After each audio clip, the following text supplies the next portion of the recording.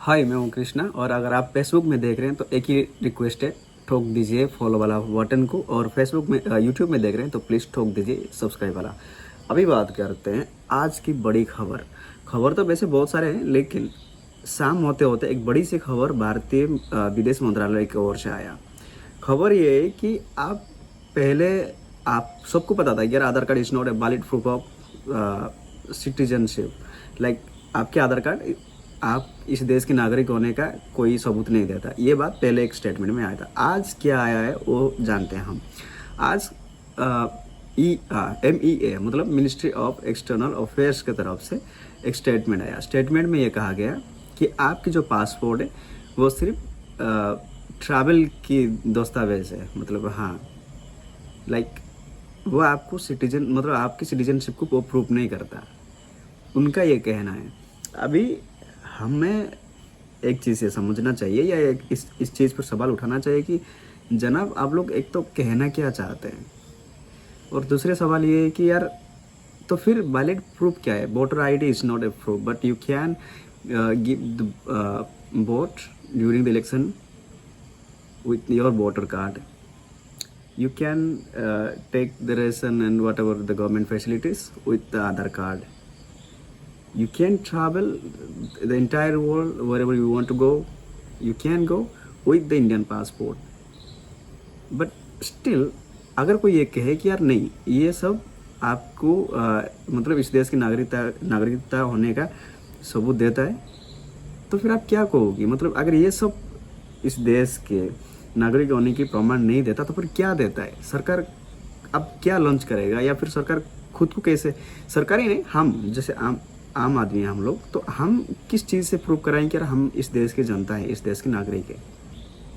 एक तरफ जो राजनेता हैं वो कह रहे हैं कि यार कुछ भी हो जाए तो वो एंटी नेशनल ये वो फलाना ढिमकाना।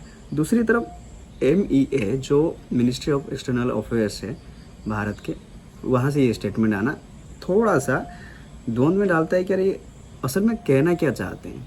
अगर आप कोई बंदा हमारे देश से किसी और देश में, मानो अभी FIFA चल रहा है 3 देश में, ठीक है, वहाँ पर किसी ने मैच देखने के लिए गया, उससे कुछ गलती हो गई, वो पासपोर्ट दिखाया कि I am from India, I am Indian citizen and I came here to watch FIFA world cup.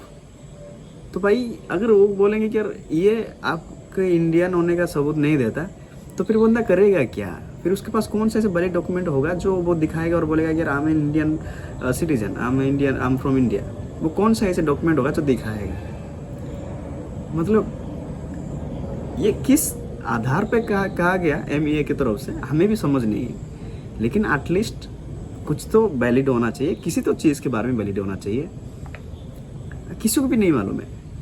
पहले जब आधार कार्ड को लेकर कहा गया तो हमें थोड़ा मतलब मुझे तो मेरे समझ से बाहर चला गया वो बात है कि यार Aadhaar card is not the proof of citizen of the nation.